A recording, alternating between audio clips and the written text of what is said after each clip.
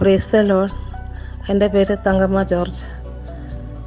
ഞാൻ ഈ പ്രാവശ്യം ബൈബിൾ റീഡിങ്ങിന് പേര് കൊടുത്തിട്ടുണ്ടായിരുന്നില്ല. കാരണം കഴിഞ്ഞ പ്രാവശ്യം ഞാൻ വായിച്ചിട്ടുള്ളതായിരുന്നു. അതുകൊണ്ട് ഞാൻ കൊടുത്തില്ല. എങ്കിലും എനിക്ക് ഒരുപാട് ആഗ്രഹം ഉണ്ടായിരുന്നു എനിക്ക് ബൈബിൾ റീഡിങ് ചെയ്യാനായിട്ട്. പക്ഷേ കിട്ടുമെന്ന് വിചാരിച്ച് ഞാൻ ഇരുന്നില്ല. എന്നാലും പ്രാർത്ഥിച്ചുകൊണ്ടിരുന്നു. അങ്ങനെ ഇരിക്കുന്ന സമയത്ത് എനിക്ക് ഈ 4 ദിവസം ബൈബിൾ വായിക്കാനുള്ള അനുഗ്രഹം കിട്ടി.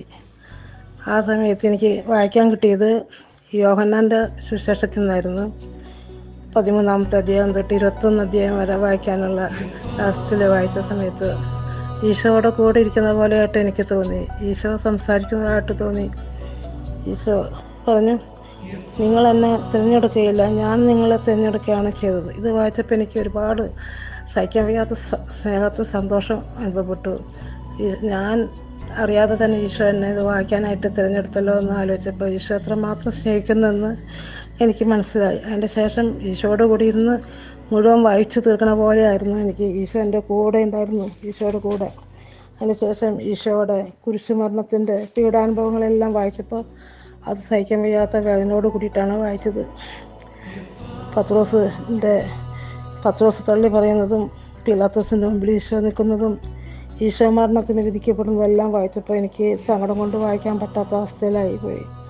പിന്നെ ഈശോയുടെ ക്രൂശീകരണത്തിൻ്റെ സമയത്ത് ഈശോ കുരിശുമേ കിടന്ന് ക്രൂശിക്കപ്പെട്ട സമയത്ത് ഈശോയുടെ മരണവേദന എനിക്ക് സ്വന്തം ഹൃദയത്തിൽ അനുഭവിച്ച പോലത്തെ വേദന എനിക്ക് വന്നു. എനിക്ക് സങ്കടം വന്നു. എനിക്ക് ഈശോ എന്ത് പടഞ്ഞാണ് ഈശോ മരിക്കുന്നത്.